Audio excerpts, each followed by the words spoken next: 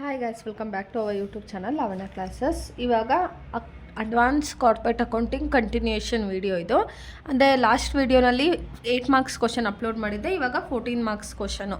So journal entry same ಹಾಗೇ continue ಆಗುತ್ತೆ, ಅದು ಬ್ಯಾಲೆನ್ಸ್ ಶೀಟನ್ನು ಎಕ್ಸ್ಟ್ರಾ ಮಾಡಬೇಕಾಗುತ್ತೆ ನಾವು. ಓಕೆನಾ? ಬ್ಯಾಲೆನ್ಸ್ ಶೀಟಿಗೆ ಎಷ್ಟು ಮಾರ್ಕ್ಸು? 4, 5, 6 ಮಾರ್ಕ್ಸ್ ಬ್ಯಾಲೆನ್ಸ್ ಶೀಟಿಗೆ, 8 ಮಾರ್ಕ್ಸು ಜರ್ನಲ್ ಎಂಟ್ರಿಗೆ. ಓಕೆನಾ? ಇವಾಗ ಏನು ಹೇಳ್ತಾ ಇದ್ದಾನೆ, given below is the balance sheet of unsuccessful limited has on 31/3/2023. 5%, 5,000, 8% preference shares of 10 each 50,000. Preference shares ಎಷ್ಟು? 5,000 ಇಂಟು 10 ಮಾಡುತ್ತೆ, 50,000 ಆಗುತ್ತೆ. Next 5,000 equity shares of 10 each, 50,000 ರೂಪಾಯಿ ಕೊಡಬೇಕು. ನೆಕ್ಸ್ಟು ಕ್ರೆಡಿಟರ್ಗೆ 18,000 ರೂಪಾಯಿ, ಬ್ಯಾಂಕ್ ಓವರ್ ಡ್ರಾಫ್ಟು 20,000 ರೂಪಾಯಿ ಇದೆ. ಓಕೆನಾ? ಇವಾಗ ಒಂದು ನಿಮಿಷ ಬೈಟ್ ಮಾಡಿಬಿಡ್ತೀನಿ. ಓಕೆನಾ?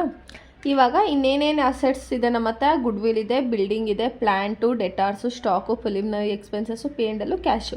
ಕ್ಯಾಶ್ ಯಾಕೆ ತೊಗೊಳ್ಳಲ್ಲ ನಾವು? ಪ್ರಿವಿಯಸ್ ಪ್ರಾಬ್ಲಮಲ್ಲಿ ಕೇಳಿದೆ. ಯಾಕೆ ತೊಗೊಳ್ಳಲ್ಲ ಅಂದರೆ ಕ್ಯಾಶನ್ನ ಬ್ಯಾಲೆನ್ಸ್ ಶೀಟಲ್ಲಿ ತೊಗೋತೀವಿ ನಾವು, ಜರ್ನಲಲ್ಲಿ ತೊಗೊಳ್ಳೋದಿಲ್ಲ. ಇವಾಗ ಇವನು ಇಷ್ಟು ಅಮೌಂಟು ಕೊಡಬೇಕು. ಆದರೆ ಇವಾಗ ರೀಕನ್ಸ್ಟ್ರಕ್ಷನ್ ಮಾಡ್ತಾ ಇದ್ದಾನೆ. ಏನು ರೀಕನ್ಸ್ಟ್ರಕ್ಷನ್ಸ್ ಅಂದರೆ ಕೋರ್ಟಿಂದ ರಿಕ್ವೆಸ್ಟ್ ಮಾಡಿಕೊಂಡು, ನೋಡಿ ಸರ್ ನನಗೆ ಇಷ್ಟಿಷ್ಟು ಪೇ ಮಾಡೋಕ್ಕಾಗಲ್ಲ, ಅದ್ರ ಬದಲು ಸ್ವಲ್ಪ ಅಮೌಂಟು ಕಮ್ಮಿ ಮಾಡ್ಕೊಳ್ಳಿ ಅಂತ ಹೇಳ್ತಿರೋದು. ಈಗ 1,38,000 ರೂಪಾಯಿ ಪೇ ಮಾಡಬೇಕು. ಅವನೇನಂತಿದ್ದಾನೆ, ಸ್ವಲ್ಪ ಅಮೌಂಟನ್ನು ಕಮ್ಮಿ ಮಾಡ್ಕೊಳ್ಳಿ ಅಂತ. ಫಸ್ಟು ಏನೋ 10 rupees preference shares were be reduced to an equal number of fully paid shares of 8 each. ಅಂದರೆ ಇಲ್ಲಿ 5,000 ಇಂಟು 10 ಪೇ ಮಾಡಿ 50,000 ಪೇ ಮಾಡಿದ್ವಲ್ಲ, ಇವನೇನು ಹೇಳ್ತಿದ್ದಾನೆ, 10 rupees ಇರೋದು ನಾನು 8 rupees ಪೇ ಮಾಡ್ತೀನಿ ಅಂತ ಹೇಳ್ತಿದ್ದಾನೆ. ಅಂದರೆ 5,000 ಇಂಟು 8, ಮಿಕ್ಕಿದ ಅಮೌಂಟ್ ಏನಾಗುತ್ತೆ, ನಮಗೆ ಪ್ರಾಫಿಟ್ ಆಗುತ್ತೆ. ಅದನ್ನು ಕ್ಯಾಪಿಟಲ್ ಡಿಡಕ್ಷನ್ ಅಕೌಂಟಲ್ಲಿ ತೊಗೋತೀವಿ. ನೆಕ್ಸ್ಟು 10 ಈಕ್ವಿಟಿ ಶೇರ್ಸು, ಅಂದರೆ 10 rupees ಇರೋದು ಈಕ್ವಿಟಿ ಶೇರ್ಸನ್ನು ಈಗ ಡಿವೈಡ್ ಮಾಡಿ 5 rupees ಪೇ ಮಾಡ್ತೀನಿ ಅಂತ ಹೇಳ್ತಿದ್ದಾನೆ. ಇಲ್ಲಿ 10 rupees ಪೇ ಮಾಡಿದ್ದ, ಆದರೆ ಇಲ್ಲೇನು ಹೇಳ್ತಾ ಇದ್ದಾನೆ, 5 rupeesಗೆ ಕಮ್ಮಿ ಮಾಡ್ಕೊಳ್ಳಿ, ನನಗೆ 5 rupees ಮಾತ್ರ ಪೇ ಮಾಡೋಕ್ಕಾಗೋದು ಅಂತ. Next creditors agree to forgo 8,000 rupees, ಅಂದರೆ 8,000 rupeesನ ಕಮ್ಮಿ ಮಾಡ್ಕೋತೀನಿ ಅಂತ ಹೇಳ್ತಿದ್ದಾನೆ. ಸೊ ನಾವು ಪ್ರಿವಿಯಸಲ್ಲೂ ಅಷ್ಟೇ, ಈಗ ಇವ್ನು 8,000 ಕಮ್ಮಿ ಮಾಡಿಕೊಂಡೆ, ಮಿಕ್ಕಿದ ಅಮೌಂಟನ್ನ ಕೊಡೋಲ್ಲ, ನಾವು ಶೇರ್ಸ್ ಮೂಲಕ ಕೊಡ್ತೀವಿ. ಪ್ರಿವಿಯಸ್ ಪ್ರಾಬ್ಲಮಲ್ಲೂ ಅಷ್ಟೇ, ಇಲ್ಲೇ ಇದೆ ನೋಡಿ. ಇದರಲ್ಲಿ ಏನು ಹೇಳಿದ ಅವನು, 50,000ಅಲ್ಲಿ 1/4 ಅಷ್ಟು ನಾನು ಬಿಡ್ತಾಯಿದ್ದೀನಿ. 1/4 of the amount due to them in returns of shares for the balance. ಮಿಕ್ಕಿದ ಅಮೌಂಟು ನೀನು ಶೇರ್ಸ್ ಮೂಲಕ ಕೊಡು ಅಂತ ಹೇಳಿದ್ದ ಪ್ರಿವಿಯಸ್ 8 ಮಾರ್ಕ್ಸಲ್ಲಿ. ಇಲ್ಲಿ ಏನು ಹೇಳಿಲ್ಲ, 8,000 rupees ಅಷ್ಟು ನಾನು ಬಿಡ್ತಿದ್ದೀನಪ್ಪ ಅಂತ ಹೇಳ್ತಾ ಇದ್ದಾನೆ. Next the amount thus available was utilise to nominal assets and the balance if any to be return of good will.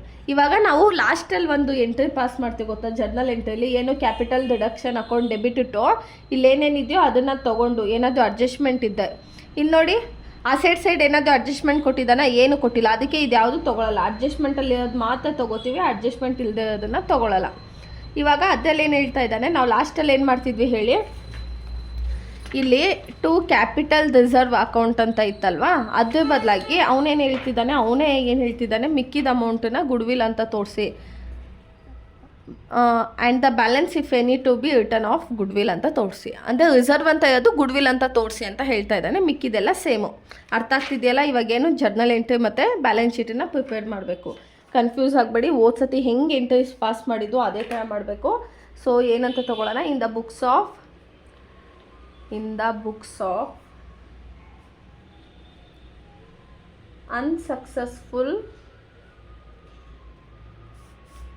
Unsuccessful limited journal entry. So first journal entry ಮಾಡೋಣ. Journal entry ಹೇಗೆ ಮಾಡಿದ್ವೋ ಅದೇ ಥರನೇ same ಮಾಡಬೇಕು. So serial number, particular,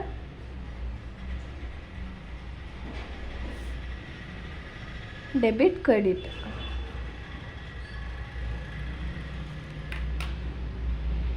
ಇವಾಗ question ನೋಡಿ.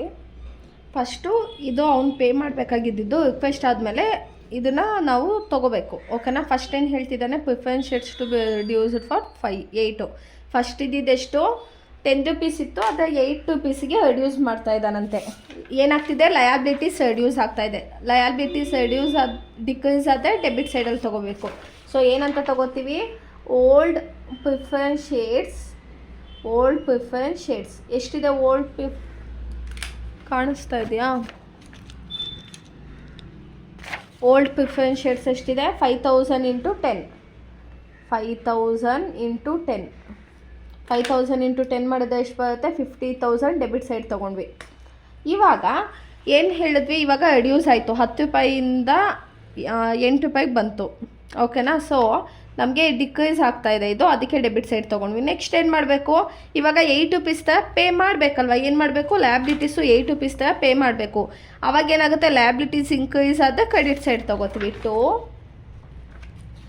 ಅರ್ಥ ಆಗ್ತಿದೆಯಲ್ಲ ನಿಮಗೆ? So ಅದನ್ನು ನೋಡ್ಕೊಂಡು ಮಾಡಿ, ಇಲ್ಲಾಂದರೆ 1-2 ಪ್ರಾಬ್ಲಮ್ ಮಾಡಿದ್ರೆ ನಿಮಗೆ ಎಂಟ್ರೀಸ್ ಈಸಿ ಆಗಿಬಿಡುತ್ತೆ ಹೇಗೆ ಮಾಡೋದು ಅಂತ.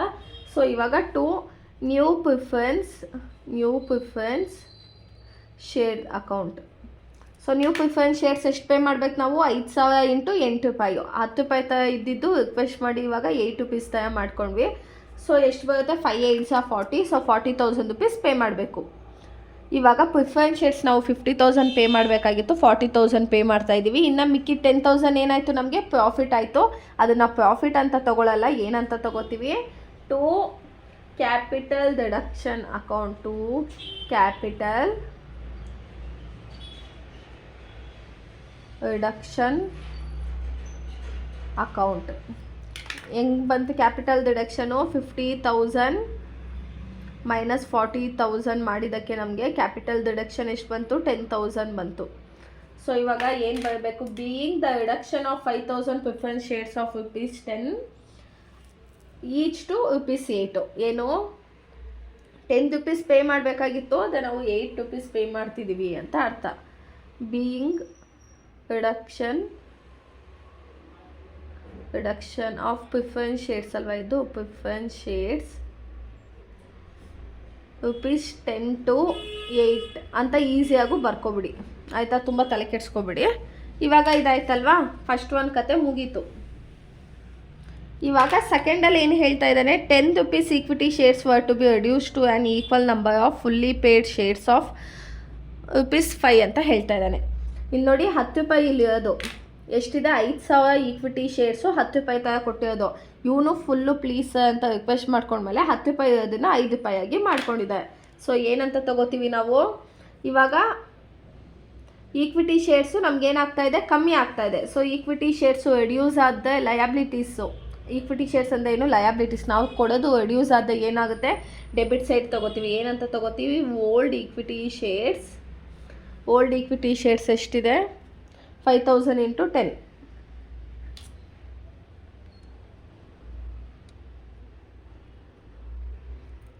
5,000 ಇಂಟು 10.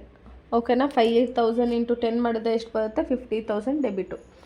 ಇವಾಗ 10 ರೂಪಾಯಿ ಥರ ಇರೋದು ರಿಕ್ವೆಸ್ಟ್ ಮಾಡಿದ್ಮೇಲೆ ಏನಂತ ಹೇಳ್ತೀವಿ? To new equity share. ಎಷ್ಟು ರೂಪಾಯಿ ಥರ ಪೇ ಮಾಡ್ತಾಯಿದ್ದೀವಿ? 10 ರೂಪಾಯಿ ಥರ ಇದ್ದಿದ್ದು ರಿಕ್ವೆಸ್ಟ್ ಮಾಡಿಕೊಂಡು 5 ರೂಪಾಯಿ ಥರ ಪೇ ಮಾಡ್ತಿದ್ದೀವಿ. 5,000 ಇಂಟು 5 ಮಾಡಿದ್ರೆ 2,500. ಸಾರಿ, 25,000. ಈಗ 50,000 ರೂಪಾಯಿ ಪೇ ಮಾಡಬೇಕಾಗಿತ್ತು. ನಾನೇನು ಮಾಡಿದೆ? ರಿಕ್ವೆಸ್ಟ್ ಮಾಡಿಕೊಂಡು 25,000 ಪೇ ಮಾಡ್ತಾಯಿದ್ದೀನಿ. ಈಗ ಮಿಕ್ಕಿದ 25,000ನ ನಾವೇನಂತ ಹೇಳ್ತೀವಿ? To capital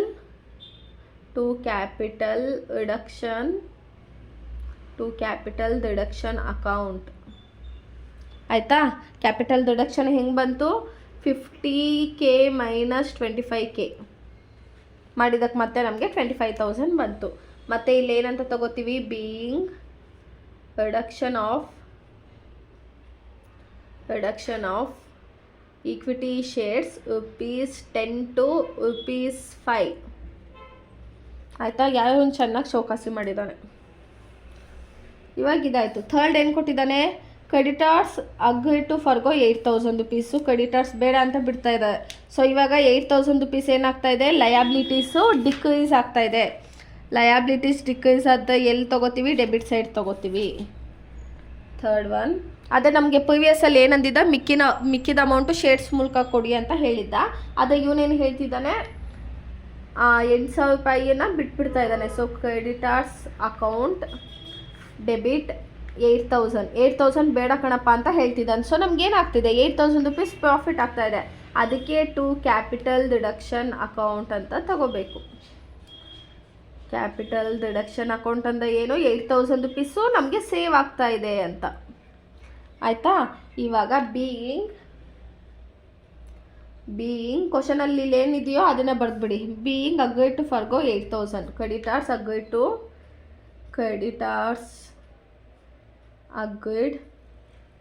to ಫರ್ಗೋ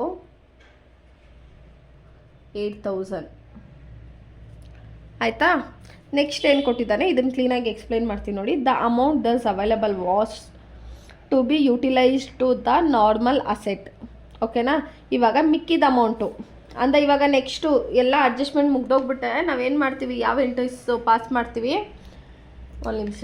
realise capital deduction account debit ಆಗುತ್ತಲ್ವ ಅವಾಗ. ಕ್ಯಾಪಿಟಲ್ ಡಿಡಕ್ಷನ್ ಅಕೌಂಟ್ ಅಂದರೆ ನಮ್ಮ ಹತ್ರ ಇವಾಗ ಇಷ್ಟು ಅಮೌಂಟ್ ಮಿಕ್ಕಿದೆ ಅಂತ ಅರ್ಥ. ಇವಾಗ capital deduction account ಎಲ್ಲೆಲ್ಲಿದೆ, ಇಲ್ಲೊಂದಿದೆ, ಇಲ್ಲೊಂದಿದೆ.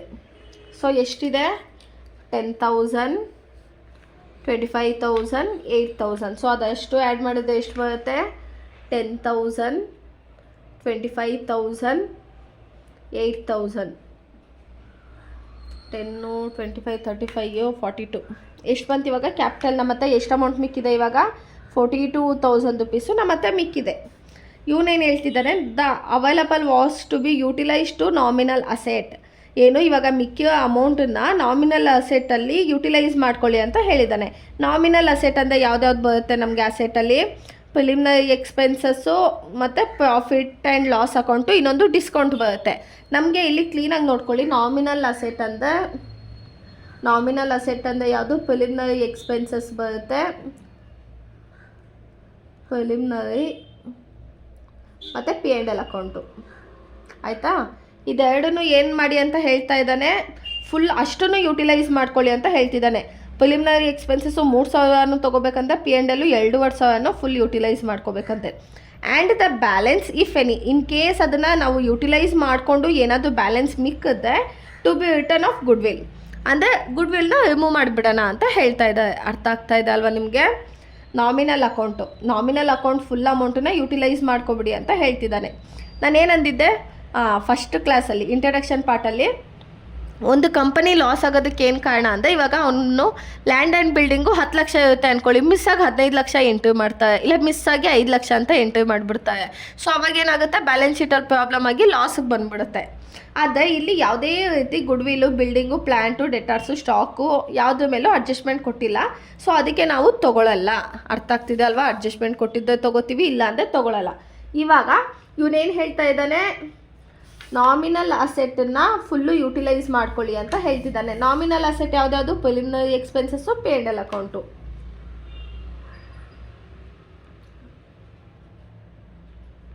Preliminary expenses ಎಷ್ಟಿದೆ, 3,000 ಇದೆ. Next P&L account. P&L account ಎಷ್ಟಿದೆ, 2,500. ಇಲ್ಲಾಂದರೆ 50 ಶೇರ್ಸ್ ಅಸೆಟ್ ಅಂತಲೂ ಹೇಳ್ತಾನೆ. 50 ಶೇರ್ಸ್ ಅಸೆಟ್ ಅಂದರೆ ಏನು, ನಾಮಿನಲ್ ಅಂತ. ಓಕೆನಾ. 50 ಶೇರ್ಸ್ ಅಂತ ಇಲ್ಲಿ ಪ್ರೀವಿಯಸ್ ಕ್ವಶನಲ್ಲಿ ತೋರಿಸ್ತೀನಿ, ಆ ವರ್ಡ್ ಯೂಸ್ ಆಗಿದೆ. ಕೊಟ್ಟಿಲ್ವಾ ಇಲ್ಲಿ ನೋಡಿ, goodwill and other 50 shares asset to be return of entirely ಅಂತ ಕೊಟ್ಟಿದ್ದಾನೆ. ಅದಕ್ಕೆ ನಾವೇನು ಮಾಡಿದ್ವಿ, 50 ಶೇರ್ಸ್ ಅಸೆಟ್ ಅಂದರೆ ಏನು, ನಾಮಿನಲ್ ಅಸೆಟ್ ಅಂತ ಅರ್ಥ. ಸೊ ಅದಕ್ಕೇ ನಾವು ಪ್ರೀವಿಯಸಲ್ಲೂ ಅಷ್ಟೇ ಪ್ರಿಲಿಮಿನರಿ ಮತ್ತು P&L ಅಕೌಂಟ್ನ ತೊಗೊಂಡಿದ್ದು. ಸೊ ಇವಾಗಲೂ ಅಷ್ಟೇ ನಾಮಿನಲ್ ಅಂದರೆ 50 ಶೇರ್ಸ್ ಅಸೆಟ್ ಅಂತ. ಅದಕ್ಕೆ ಇವಾಗ ಆ ಕ್ಲಾಸಲ್ಲಿ ಹೇಳೋದು ಮರ್ತಿದ್ದೆ, ಅದಕ್ಕೆ ಇದನ್ನು ಹೇಳ್ತಾ ಇದ್ದೀನಿ ರಿಪೀಟ್ ಆಗಿದ್ದರಿಂದ. ಸೊ ಇವಾಗ ಇದೆರಡನ್ನು ತೊಗೊಂಡ್ವಿ. ಇವಾಗ ಏನು ಹೇಳ್ತಿದ್ದಾನೆ ಅಂದರೆ, ಅವನು ಮಿಕ್ಕಿದ ಅಮೌಂಟನ್ನು ರಿಟರ್ನ್ ಆಫ್ ಗುಡ್ ವಿಲ್ ಅಂತ ತೊಗೊಳ್ಳಿ ಅಂತ ಹೇಳ್ತಾ ಇದ್ದಾನೆ. ಈಗ 42,000 ನಮ್ಮ ಹತ್ರ ಮಿಕ್ಕಿದ್ದು, ಅದರಲ್ಲಿ 3,000, 2,500 ಹೋದ, ಮಿಕ್ಕಿದೆಷ್ಟು ನಮಗೆ 37,500. ಸೊ ಈ 37,500ನ ನಾವು ಪ್ರೀವಿಯಸಲ್ಲಿ ಏನಂತ ಆ್ಯಕ್ಚುಲಿ ನಾವೇನಂತ ತೊಗೋಬೇಕು, ರಿಸರ್ವ್ಸ್ ಅಂತ ತೊಗೋಬೇಕು. ಅದರ ಕ್ವಶನಲ್ಲಿ ಏನಂತ ಹೇಳಿದ್ದಾರೆ, ಗುಡ್ ವಿಲ್ ಅಂತಲೇ ತೋರಿಸಿ ಅಂತ ಹೇಳಿದ್ದಾರೆ. So to goodwill account ಹೆಂಗೆ ಬಂತು, goodwill account 42,000 minus 3,000 plus 2,500. ಇದೆರಡನ್ನೂ ಆ್ಯಡ್ ಮಾಡಿ ಇದ್ರ ಜೊತೆ ಲೆಸ್ ಮಾಡಿದ್ದಕ್ಕೆ ನಮಗೆ ಗುಡ್ ವಿಲ್ ಬಂತು. ಇವಾಗ ನಾವು ಪ್ರಿವಿಯಸ್ ಅಲ್ಲೇ ಹೇಳಿದ್ದೆ, ನರೇಶನ್ನ ಇದು ಲಾಸ್ಟ್ ಒಂದು ಮಾತ್ರ ಬಹೆಟ್ ಮಾಡಿಬಿಡಿ, ಇಲ್ಲಾಂದರೆ ಇದು ಪ್ರಿಲಿಮಿನರಿ ಎಕ್ಸ್ಪೆನ್ಸಸ್ಸು ಪೇಂಡೆಲ್ಲು ಏನೇನಿದೆಯೋ ಅದಷ್ಟನ್ನು ಬರ್ಕೊಂಡು ಕೂತ್ಕೋಬೇಕಾಗುತ್ತೆ. ಸೊ ಇವಾಗ being the utilization of capital deduction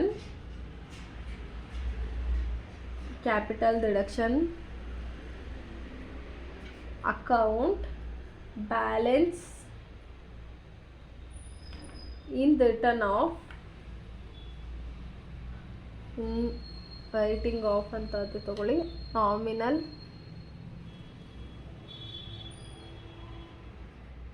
nominal assets and goodwill, nominal asset and transfer to goodwill ಅಂತ ತಗೊಳ್ಳಿ. ಮಿಕ್ಕಿ ದುಡ್ಡನ್ನ ಏನು ಮಾಡಿದ್ವಿ, ಗುಡ್ವಿಲ್ಗೆ ಟ್ರಾನ್ಸ್ಫರ್ ಮಾಡಿದ್ವಿ. ಆಯಿತಾ? ಇದು ಇಷ್ಟೇ. ನೀವು ಇದು ಇಷ್ಟನ್ನ ಮಾಡಿದ್ರೆ ನಿಮಗೆ ಎಷ್ಟು ಮಾರ್ಕ್ಸ್ ಬರುತ್ತೆ? 8 ಮಾರ್ಕ್ಸ್ ಬರುತ್ತೆ. ಆಯಿತಾ?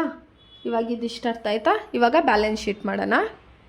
ಇದನ್ನು ಬ್ಯಾಲೆನ್ಸಿಂಗ್ ಫಿಗರ್ ಅಂತ ತಗೊಳ್ಳಿ, ಬ್ಯಾಲೆನ್ಸಿಂಗ್ ಫಿಗರ್ ಅಂತ. ಓಕೆನಾ? ಇವಾಗ ಬ್ಯಾಲೆನ್ಸ್ ಶೀಟ್ ಮಾಡೋಣ. ಏನಂತ ತಗೋತೀವಿ ಹೆಡ್ಡಿಂಗು? ಯಾವುದೇ ಬ್ಯಾಲೆನ್ಸ್ ಶೀಟ್ ಮಾಡ್ತಾ ಇರೋದು ನಾವು ರೀಕನ್ಸ್ಟ್ರಕ್ಟೆಡ್ ಬ್ಯಾಲೆನ್ಸ್ ಶೀಟ್. ಇನ್ನೇನು ಒಂದು ಕಂಪ್ನಿ ಕ್ಲೋಸ್ ಮಾಡಬೇಕಾಗಿತ್ತು, ಆ ಟೈಮಲ್ಲಿ ಎಲ್ಲರೂ ರೇಟ್ ಕಮ್ಮಿ ಮಾಡಿಕೊಂಡು ಅವ್ನು ರಿಕ್ವೆಸ್ಟ್ ಮಾಡಿದ್ದಕ್ಕೆ ಮಾಡಿದ್ದಾರೆ. Of unsuccessful limited. ಈ ನನ್ನ ಮಗ ಯಾವನೋ ಅನ್ಸಕ್ಸಸ್ಫುಲ್ ಅಂತಲೇ ಇಟ್ಬಿಟ್ಟಿದ್ದಾನೆ. ಎಲ್ಲಿಂದ ಸಕ್ಸಸ್ ಬರುತ್ತೆ ಹೇಳಿ? Has on 31/3/23. ಇವಾಗ ಕ್ವಶನ್ನಲ್ಲಿ ಇವಾಗ ಇದೆಲ್ಲ ಏನು ಬರುತ್ತೆ? ಅಸೆಟಿಗೆ ಬರುತ್ತೆ. ಸೊ ಕಾಲಮ್ಸ್ನ ನಾವು ಏನಂತ ತೊಗೊಳ್ಳೋಣ? First particular amounts ತೊಗೊಬಿಡೋಣ.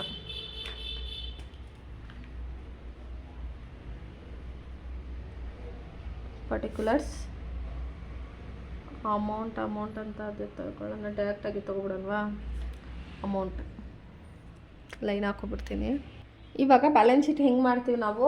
Like asset balance ಅಂತ ಮಾಡ್ತೀವಲ್ವಾ, ಬಟ್ ಇಲ್ಲಿ first equities and liability first one. Equities and ಲಯಬಿಲಿಟೀಸಲ್ಲಿ ಫಸ್ಟು ಈಕ್ವಿಟೀಸ್ ತೊಗೊಳ್ಳೋಣ. ಶೇರ್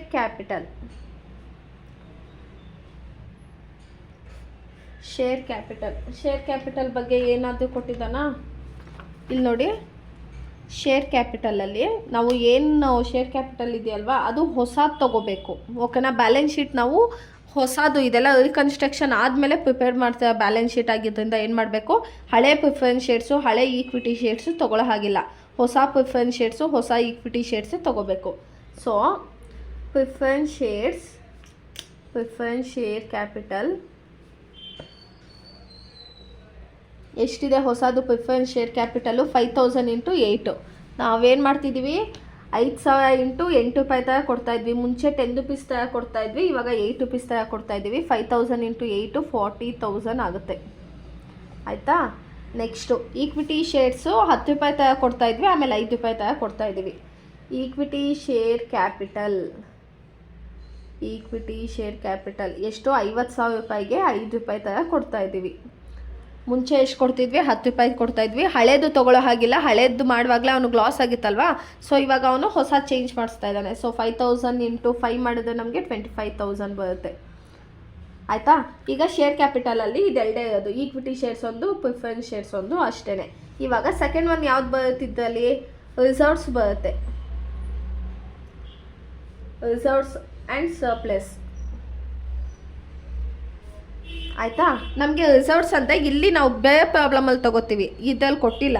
ಇನ್ ಕೇಸ್ ಕೊಟ್ಟ ಈ ಬ್ಯಾಲೆನ್ಸಿಂಗ್ ಫಿಗರ್ನ ರಿಸರ್ವ್ ಅಂತ ತೊಗೋತೀವಲ್ವಾ, ಆವಾಗ ಬರೋ ಅಮೌಂಟನ್ನು ತೊಗೋಬೇಕು. ಬಟ್ ಇಲ್ಲಿ ನಾವು ಗುಡ್ವಿಲ್ ಅಂತ ತೊಗೊಳ್ಳೋದ್ರಿಂದ ನಾವು ರಿಸರ್ವ್ಸ್ ಆ್ಯಂಡ್ ಸರ್ಪ್ಲೆಸ್ಸು ಏನು ತೊಗೊಳ್ಳೋ ಹಾಗಿಲ್ಲ.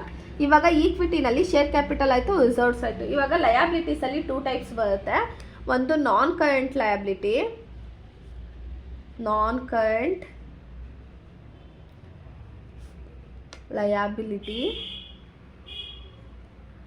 ನಾನ್ current liabilities, long term liabilities ಅಂದರೆ ಯಾವುದಾದ್ರೂ ಒಂದು ಸಾಲನ ನೀವು ತೀರಿಸ್ಬೇಕು ಅಂದರೆ 1 ವರ್ಷಕ್ಕಿಂತ ಜಾಸ್ತಿ ಆಗುತ್ತೆ ತೀರ್ಸೋದಕ್ಕೆ. ಅಂದರೆ 1 ವರ್ಷದ ಒಳಗಡೆ ನೀವು ತೀರ್ಸಿದ್ರೆ ಅದನ್ನು ಕರೆಂಟ್ ಲಯಬಿಲಿಟಿ ಅಂತೀವಿ, 1 ವರ್ಷದ ಮೇಲೆ ತೀರ್ಸೋದನ್ನು ನಾನ್ ಕರೆಂಟ್ ಲಯಬಿಲಿಟೀಸ್ ಅಂತೀವಿ. ಈಗ ನಾನ್ ಕರೆಂಟ್ ಲಯಬಿಲಿಟೀಸ್ ಅಂದರೆ ಇವಾಗ ನೀವು 10 ಲಕ್ಷ ಮಿಷಿನ್ ಮೇಲೆ ಲೋನ್ ತೊಗೊಂಡಿದ್ದ 1 ವರ್ಷದೊಳಗಡೆ 10 ಲಕ್ಷ ತೀರ್ಸೋಕ್ಕಾಗತ್ತಾ? ಒಂದು 50 ಲಕ್ಷ ಇಲ್ಲ 1 ಕೋಟಿ ಸಾಲ ಮಾಡಿದ್ದ 1 ವರ್ಷದೊಳಗಡೆ ತೀರ್ಸೋಕ್ಕಾಗತ್ತಾ? ಸೊ ಅದಕ್ಕೇ ನಾನ್ ಕರೆಂಟ್ ಲಯಬಿಲಿಟೀಸ್ ಅಂದರೆ 1 ವರ್ಷಕ್ಕಿಂತ ಜಾಸ್ತಿ ಟೈಮ್ ತೊಗೊಳುತ್ತೆ ನಮಗೆ ಸಾಲ ತೀರ್ಸೋಕ್ಕೆ. ಅದೇ ಕರೆಂಟ್ ಲಯಬಿಲಿಟಿ ಅಂದರೆ 1 ವರ್ಷದೊಳಗಡೆ ನಾವು ಸಾಲ ತೀರಿಸ್ಬಿಡ್ತೀವಿ ಅಂತ. ಸೊ ಕರೆಂಟ್ ಲಯಬಿಲಿಟೀಸ್ ಏನಾದರೂ ಕೊಟ್ಟಿದ್ದಾನ ಅಂತ ನೋಡೋಣ. ನಾನ್ ಕರೆಂಟ್ ಲಯಬಿಲಿಟೀಸ್ ಯಾವುದು ಕೊಟ್ಟಿಲ್ಲ. ಕರೆಂಟ್ ಲಯಬಿಲಿಟೀಸು ಎಲ್ಲಿ ಕ್ವಶನು? ಕರೆಂಟ್ ಲಯಬಿಲಿಟೀಸು ಕ್ರೆಡಿಟರ್ಸ್ಗೆ ಎಷ್ಟು ಕೊಡಬೇಕು? 18,000 ರೂಪಾಯಿ ಕೊಡಬೇಕು ನಾವು. ಆಮೇಲೆ ಓವರ್ ಡ್ರಾಫ್ಟು 20,000 ರೂಪಾಯಿ ಕೊಡಬೇಕು. ಕ್ರೆಡಿಟರ್ ಅಂದರೆ ಚಿಕ್ಕ ಪುಟ್ಟ ಸಾಲ ಮಾಡಿರ್ತಾನೆ, ಇವಾಗ ಏನೋ ಒಂದಕ್ಕೆ ದುಡ್ಡು ಬೇಕಾಗಿರುತ್ತೆ, ಒಂದು 5,000 ಕೊಡು 10,000 ಕೊಡು. ಸೊ ಕ್ರೆಡಿಟರ್ ಬಂದುಬಿಟ್ಟು ನಿಮಗೆ ಕರೆಂಟ್ ಲಯಬಿಲಿಟೀಸ್ ಬರುತ್ತೆ. ಬ್ಯಾಂಕ್ ಓವರ್ ಡ್ರಾಫ್ಟ್ ಅಂದರೆ ಬ್ಯಾಂಕಲ್ಲೇ ಲೋನ್ ತೊಗೊಂಡಿರ್ತಾನೆ, ಒಂದು 10-20,000 50,000 ತೊಗೊಂಡಿರ್ತಾನೆ. ಅದು ವಿತಿನ್ 3 ಮಂತ್ ಇಲ್ಲ 6 ಮಂತು ರಿಫಂಡ್ ಮಾಡಬೇಕು. ಆಯಿತಾ? ಇವಾಗ ಏನು ಮಾಡಿದ್ದಾನೆ? ಯಾರ ಹತ್ರ ಸಾಲ ತೊಗೊಂಡಿದ್ದಾನೆ? ಕ್ರೆಡಿಟರ್ ಹತ್ರ ಸಾಲ ತೊಗೊಂಡಿದ್ದಾನೆ. ಕ್ರೆಡಿಟರ್ ಹತ್ರ ಎಷ್ಟು ಸಾಲ ತೊಗೊಂಡಿದ್ದಾನೆ ಅವನು? 18,000 ತೊಗೊಂಡಿದ್ದಾನೆ. ಅದೇ 18,000ಅಲ್ಲಿ ಅವನೇನು ಹೇಳಿದ್ದಾನೆ? 8,000 ನೀನು ನನಗೆ ಕೊಡ್ಬೇಡ ಕಣಪ್ಪ, ದಾನ ಅಂತ ಬಿಟ್ಬಿಡ್ತೀನಿ ಅಂತ ಹೇಳಿದ್ದಾನೆ. ಅರ್ಥ ಆಗ್ತಿದ್ಯಾ? ನಾವು ಇಲ್ಲಿ ತೊಗೊಂಡಿದ್ವಲ್ಲ 8,000, ಇಲ್ಲಿ ತೊಗೊಂಡಿದ್ವಲ್ಲ 18,000ಅಲ್ಲಿ 8,000 ರುಪೀಸು ಬೇಡ ನನಗೆ ಕೊಡಬೇಡ, ಮಿಕ್ಕಿದ್ದನ್ನು ಕೊಡು ಅಂತಿದ್ದಾನೆ. 18,000 ಮೈನಸ್ 8,000 ಮಾಡಿದ್ರೆ ನಮಗೆ 10,000 ರುಪೀಸು ಲಯಬಿಲಿಟೀಸು, ಅವನಿಗೆ ಸಾಲ ಕೊಡಬೇಕು. ಇನ್ನೊಂದು ಬ್ಯಾಂಕ್ ಓವರ್ ಡ್ರಾಫ್ಟು, ಬ್ಯಾಂಕ್ ಅವ್ರು ಕೊಡಬೇಕು. ಬ್ಯಾಂಕ್ ಅವ್ರು ಯಾವುದೇ ರೀತಿ ಕಮ್ಮಿ ಮಾಡ್ಕೊಂಡಿಲ್ಲ, ಸೊ ಫುಲ್ ಅಮೌಂಟನ್ನು ಕಟ್ಟಬೇಕು. ಇನ್ ಕೇಸ್ ಬ್ಯಾಂಕ್ ಓವರ್ ಡ್ರಾಫ್ಟಲ್ಲಿ ಏನಾದರೂ ಅಡ್ಜಸ್ಟ್ಮೆಂಟ್ ಇದ್ದರೆ ನಾವು ಅಲ್ಲೂ ಲೆಸ್ ಮಾಡ್ಕೋತೀವಿ. ಆಯಿತಾ? ಇವಾಗ ಇಷ್ಟು ಬಿಟ್ಟು ಇನ್ನೇನಾದರೂ ಇದೆಯಾ? ಇಲ್ಲಿ ನೋಡಿ, ಪ್ರಿಫರೆನ್ಸ್ ಶೇರ್ ತೊಗೊಂಡ್ವಿ, ಈಕ್ವಿಟಿ ತೊಗೊಂಡ್ವಿ, ಕ್ರೆಡಿಟ್ ಆಗಿ ಬ್ಯಾಂಕ್ ಓವರ್ ಡ್ರಾಫ್ಟು ತೊಗೊಂಡ್ವಿ. ಆಯಿತಾ? ಇವಾಗ ಇದಿಷ್ಟೇ ಆ್ಯಡ್ ಮಾಡಿದ್ರೆ ನಮಗೇನು ಬರುತ್ತೆ? ಇಲ್ಲಿ ಟೋಟಲ್, ಇಲ್ಲೇ ಕ್ಲೋಸ್ ಮಾಡಿಬಿಡ್ತೀನಿ, ಟೋಟಲ್ ಲಯಬಿಲಿಟೀಸ್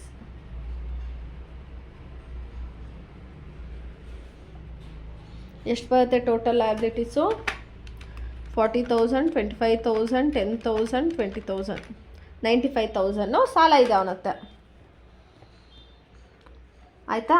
95,000 ಇದೆ. ಇವಾಗ ಅಸೆಟ್ ಸೈಡ್ ಬರೋಣ. ಫಸ್ಟ್ ಬಿ ಅಸೆಟ್ ಸೈಡಲ್ಲೂ ನಿಮಗೆ 2 ಟೈಪ್ಸ್ ಬರುತ್ತೆ. ಒಂದು ನಾನ್ ಕರೆಂಟ್ ಅಸೆಟ್, ಒಂದು ತಡೆ ಹಿಂಗೆ ಹಾಕ್ಬಿಡ್ತೀನಿ.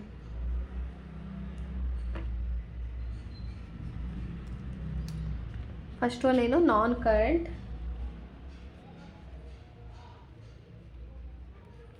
Current asset. ಇವಾಗ ನಾನ್ ಕರೆಂಟ್ ಲಯಬಿಲಿಟಿ ಅಂದರೆ ಏನಂತ ಹೇಳಿದ್ದೆ ನಿಮಗೆ? 1 ವರ್ಷದ ಒಳಗಡೆ 1 ವರ್ಷಕ್ಕಿಂತ ಜಾಸ್ತಿ ಆಗುತ್ತೆ ಸಾಲ ತೀರ್ಸೋಕ್ಕೆ ಅಂತ ಹೇಳಿದ್ದೆ. ಇವಾಗ ನಾನ್ ಕರೆಂಟ್ ಲಯಬಿಲಿಟೀಸ್ ಅಂದರೆ ನಾನ್ ಕರೆಂಟ್ ಲಯಬಿಲಿಟೀಸ್ ಅಂದರೆ 1 ವರ್ಷಕ್ಕಿಂತ ಜಾಸ್ತಿ ಆಗುತ್ತೆ ಟೈಮ್ ತೊಗೊಳುತ್ತೆ ಸಾಲ ತೀರ್ಸೋಕ್ಕೆ. ಆಯಿತಾ? ಕರೆಂಟ್ ಲಯಬಿಲಿಟೀಸ್ ಅಂದರೆ 1 ವರ್ಷದೊಳಗಡೆ ತೀರಿಸ್ಬಿಡ್ತೀವಿ ಅಂತ. ನಾನ್ ಕರೆಂಟ್ ಅಸೆಟ್ ಅಂದರೆ ನೀವು ಒಂದು ಅಸೆಟ್ ಅಂದರೆ ಏನೋ ಒಂದು ಮಿಷಿನ್ ಏನೋ ಪ್ಲ್ಯಾಂಟ್ ಆ್ಯಂಡ್ ಮಿಷಿನ್ ಏನೋ ಬಿಲ್ಡಿಂಗೋ ಏನಾದರೂ ಇರುತ್ತೆ, ಅದನ್ನು ನೀವು ಸೇಲ್ ಮಾಡೋದಕ್ಕೆ ಇಲ್ಲ ಅದ್ರ ಮೇಲೆ ತೊಗೊಂಡಿರೋ ಲೋನನ್ನು ತೀರ್ಸೋದಕ್ಕೆ, ಅದು ಸೇಲ್ ಮಾಡೋಕ್ಕಂತಲೇ ಅಂದ್ಕೊಳ್ಳಿ. ಇವಾಗ ಒಂದು ಬಿಲ್ಡಿಂಗನ್ನು ನೀವು ಸೇಲ್ ಮಾಡಬೇಕಂದ್ರೆ ನಾಳೆನೇ ಸೇಲ್ ಮಾಡಿಬಿಡೋಕ್ಕಾಗುತ್ತಾ?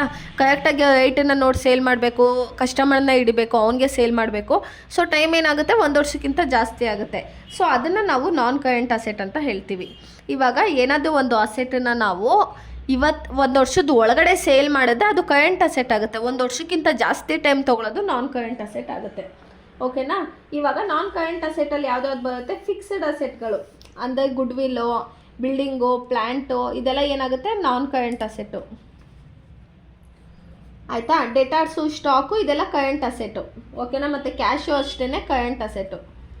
ಇದು ಕರೆಂಟ್ ಅಸೆಟ್ಟು, ಇದು ನಾನ್ ಕರೆಂಟ್ ಅಸೆಟ್ಟು. ಈಗ ನೋಡಿ, ಡೆಟಾರ್ಸು, ಸ್ಟಾಕು, ಈಗ ಏನೋ ಒಂದು ಐಟಮ್ಸ್ ಇರುತ್ತೆ, ಸ್ಟಾಕ್ ಇರುತ್ತೆ, ಅದನ್ನು ಏನು ಮಾಡ್ಬೋದು ನೀವು? 1 ವರ್ಷದೊಳಗಡೆ ಸೇಲ್ ಮಾಡಿಬಿಡ್ಬೋದಲ್ವಾ? ಸೊ ಅದಕ್ಕೆ ಅದೆಲ್ಲ ಅದು ಕರೆಂಟ್ ಅಸೆಟ್ಟು. ಇದು ಬಿಲ್ಡಿಂಗು, ಪ್ಲ್ಯಾಂಟು, ಗುಡ್ವಿಲ್ಲು, ಇದೆಲ್ಲನೂ ಫಿಕ್ಸ್ಡ್ ಅಸೆಟ್ಟೆಲ್ಲ ಏನಾಗುತ್ತೆ? ನಾನ್ ಕರೆಂಟ್ ಅಸೆಟ್ ಆಗುತ್ತೆ. ಇವಾಗ 1 by 1 ತೊಗೊಳ್ಳೋಣ. ಎಂತ? ಈಗ ಫಸ್ಟ್ ಏನಿದೆ? ಗುಡ್ವಿಲ್ ಇದೆ. ಗುಡ್ವಿಲ್ ಎಷ್ಟಿದೆ? ಇಲ್ಲಿ ನೋಡಿ, ಗುಡ್ವಿಲ್ 10,000 ರುಪೀಸ್ ಇದೆ. ಆದರೆ ನಮಗೇನಾಗ್ತಾ ಇದೆ? ಇಲ್ಲಿ ಕ್ರೆಡಿಟ್ ಸೈಡಲ್ಲಿದೆ. ಒಂದು ನಿಮಿಷ ನಿಮ್ಗೆ ಇದು ತೋರಿಸ್ತೀನಿ. ಇಲ್ಲ ಬಿಡಿ, ಅದು ಲಾಜಿಕಾಗಿ ಅಂದರೆ ನಿಮ್ಗೆ ಕನ್ಫ್ಯೂಸ್ ಆಗುತ್ತೆ. ಈಗ ಗುಡ್ವಿಲ್ ಕ್ರೆಡಿಟ್ ಸೈಡ್ ಇದೆ, ಅದಕ್ಕೆ ಲೆಸ್ ಮಾಡ್ತೀವಿ. ಅದೇ ಏನಾದರೂ ಡೆಬಿಟ್ ಸೈಡಲ್ಲಿ ಅದನ್ನು ಆ್ಯಡ್ ಮಾಡ್ತೀವಿ, ಕ್ರೆಡಿಟ್ ಸೈಡಲ್ಲಿ ಅದನ್ನು ಲೆಸ್ ಮಾಡ್ತೀವಿ, ಹಂಗಂತ ಅಂದ್ಕೊಳ್ಳಿ ಆಯಿತಾ. ಇವಾಗ ಗುಡ್ವಿಲ್ ನಮ್ಮ ಹತ್ರ ಎಷ್ಟಿದೆ, 1 ಲ್ಯಾಕ್ ರುಪೀಸ್ ಇದೆ. ಗುಡ್ವಿಲ್ ಎಷ್ಟಿದೆ ನಮ್ಮ ಹತ್ರ, 1 ಲ್ಯಾಕ್ ರುಪೀಸ್ ಇದೆ. ಮೈನಸ್ ನಮಗೆ ಮತ್ತೆ ಗುಡ್ವಿಲ್ ಅಂತ ಎಲ್ಲಿದೆ, ಗುಡ್ವಿಲ್ ಬ್ಯಾಲೆನ್ಸಿಂಗ್ ಫಿಗರ್ ಅಂತ 37,500 ರೂಪಾಯಿ ಇದೆ. ಅದನ್ನು ಲೆಸ್ ಮಾಡ್ತೀವಿ. ಇನ್ ಕೇಸ್ ಅದೇನಾದರೂ ಡೆಬಿಟ್ ಸೈಡ್ ಇದ್ದಿದ್ದು ಆ್ಯಡ್ ಮಾಡ್ತಾ ಇದ್ವಿ, ಕ್ರೆಡಿಟ್ ಸೈಡ್ ಇದೆ ಅದಕ್ಕೆ ಲೆಸ್ ಮಾಡ್ತೀವಿ. ಲೆಸ್ ಮಾಡಿದ್ರೆ ನಮ್ಗೆ ಎಷ್ಟು ಬರುತ್ತೆ, 1 ಲ್ಯಾಕ್ ಮೈನಸ್ 37,500, 62,500. ಮತ್ತೇನು ಗೊತ್ತಾ, ಇವಾಗ ಪ್ರಾಬ್ಲಮ್ಮು ಈಸಿಯಾಗಿ ಮಾಡ್ತಿದ್ದೀನಿ. ಬೇರೆ ಫ್ಯಾಕಲ್ಟಿನ ಕಂಪೇರ್ ಮಾಡಿದ್ರೆ ತುಂಬ ಈಸಿಯಾಗಿ ಮಾಡ್ತಿದ್ದೀನಿ. ಇನ್ ಕೇಸ್ ಇದು ನಿಮ್ಗೆ ಅರ್ಥ ಆಗ್ತಿದೆಯಾ, ಇಲ್ಲ ಇನ್ನೂ ಈಸಿ ವೇ, ಶಾರ್ಟ್ಕಟ್ ವೇ ಆ ಥರ ಏನಾದರೂ ಬೇಕಾ ಹಂಗಿದೆ ಕಮೆಂಟ್ ಮಾಡಿ. ಯಾಕಂದರೆ ನೆಕ್ಸ್ಟು ಇನ್ನೂ ಸ್ವಲ್ಪ ನೋಡೋಣ, ಟ್ರೈ ಮಾಡೋಣ ಯಾವ ಥರ ಮಾಡೋಣ ಅಂತ. ಓಕೆನಾ. ಇವಾಗ ಬಿಲ್ಡಿಂಗ್ ಎಷ್ಟಿದೆ, 4,000 ಇದೆ. ಬಿಲ್ಡಿಂಗ್ ರಿಲೇಟೆಡ್ ಏನು ಅಡ್ಜಸ್ಟ್ಮೆಂಟ್ ಇಲ್ಲ, ಅದಕ್ಕೆ ಡೈರೆಕ್ಟಾಗಿ ಬಿಲ್ಡಿಂಗು 4,000 ತೊಗೊಬಿಡ್ತೀನಿ. ಬಿಲ್ಡಿಂಗ್ ರಿಲೇಟೆಡ್ ಅಡ್ಜಸ್ಟ್ಮೆಂಟ್ ಇದ್ದ ಲೆಸ್ ಮಾಡಿ ತೊಗೋತೀವಿ, ಏನು ಅಡ್ಜಸ್ಟ್ಮೆಂಟ್ ಇಲ್ಲ ಅದಕ್ಕೆ 4,000 ಡೈರೆಕ್ಟಾಗಿ ತೊಗೋತಾ ಇದ್ದೀವಿ. ನೆಕ್ಸ್ಟು ಪ್ಲ್ಯಾಂಟು 5,000 ರುಪೀಸು, ಪ್ಲ್ಯಾಂಟು 5,000 ಆಯಿತಾ. ಇವಾಗ ಇದು 3 ತೊಗೊಂಡ್ವಿ. ಇವಾಗ ನಾನ್ ಕರೆಂಟ್ ಅಸೆಟ್ ಅಷ್ಟೇ ನಮ್ಮ ಹತ್ರ ಇರೋದು. ಇವಾಗ ಕರೆಂಟ್ ಅಸೆಟ್ ಹತ್ರ ಹೋಗೋಣ. ಕರೆಂಟ್ ಅಸೆಟ್ ಅಂದರೆ ಯಾವುದಾದ್ರೂ ಒಂದು ಅಸೆಟ್ಟು 1 ವರ್ಷದೊಳಗಡೆ ಸೇಲ್ ಮಾಡಿಬಿಡೋ ಅಂಥದ್ದು. ಯಾವುದ್ಯಾವುದಿದೆ, ಸ್ಟಾಕ್ ಇದೆ, ಮತ್ತು ಡೆಟಾರ್ಸ್ ಇದೆ, ಮತ್ತು ಕ್ಯಾಶ್ ಇದೆ. ಡೆಟಾರ್ಸ್, ಸ್ಟಾಕ್, ಕ್ಯಾಶನ್ನು ನಾವು ಎಂಟ್ರೀಸ್ ಜರ್ನಲಲ್ಲಿ ತೊಗೊಳ್ಳಲ್ಲ, ಯಾವಾಗಲೂ ಇಲ್ಲೇ ಡೈರೆಕ್ಟಾಗಿ ತೊಗೋತೀವಿ. ಎಷ್ಟಿದೆ ನಮ್ಮ ಹತ್ರ, 4th ಒನ್ ಅಲ್ವಾ, 1,200 ಇದೆ ಡೆಟಾರ್ಸು, 22,000 ಅಷ್ಟು ಸ್ಟಾಕ್ ಇದೆ, 300 ರುಪೀಸ್ ಅಷ್ಟು ಕ್ಯಾಶ್ ಇದೆ. ಓಕೆನಾ. ಇವಾಗ ಬ್ಯಾಲೆನ್ಸ್ ಮಾಡೋಣ. ಅದಕ್ಕಿಂತ ಮುಂಚೆ ಚೆನ್ನಾಗಿ ಲೈನ್ ಹಾಕೋಣ.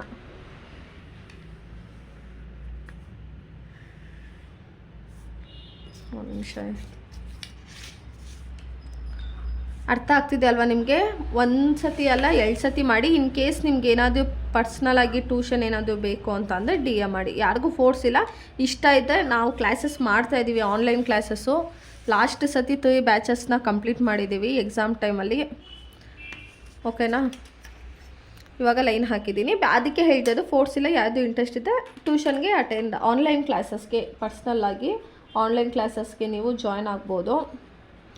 ಇವಾಗ ಟೋಟಲ್ ಅಸೆಟ್ಟು ಎಷ್ಟಿದೆ, 62,500, 4,000, 5,000, 1,200, 2,200 ಪ್ಲಸ್ 300.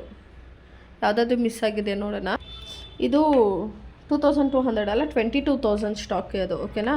62,500, 4,000, 5,000, ಅಯ್ಯೋ 62,500, 4,000, 5,000, 1,200, 22,300 ಮಾಡಿದ್ರೆ ಎಷ್ಟು ಬಂತು ನಮಗೆ, ಅಸೆಟ್ಟು 95,000 ಬಂತು. ಲಯಬಿಲಿಟೀಸು 95,000, ಅಸೆಟ್ಟು 95,000 ಟೋಟಲ್ ಬಂತು. ಸೊ ನಮ್ಮ ಪ್ರಾಬ್ಲಮ್ಮು ಕರೆಕ್ಟ್ ಇದೆ. ಸೊ ಇದಿಷ್ಟು ಮಾಡಿದ್ರೆ 14 ಮಾರ್ಕ್ಸು ನಿಮಗೆ. ಜಾಸ್ತಿ ತಲೆ ಕೆಡಿಸ್ಕೊಬಿಡಿ, ಅದೇ ವರ್ಕೌಟ್ ಮಾಡಿ ಈ ಸಬ್ಜೆಕ್ಟು. ಓಕೆನಾ. ವಿಡಿಯೋ ಇಷ್ಟ ಆದರೆ ಲೈಕ್ ಮಾಡಿ, ಶೇರ್ ಮಾಡಿ. Keep watching guys. Thank you.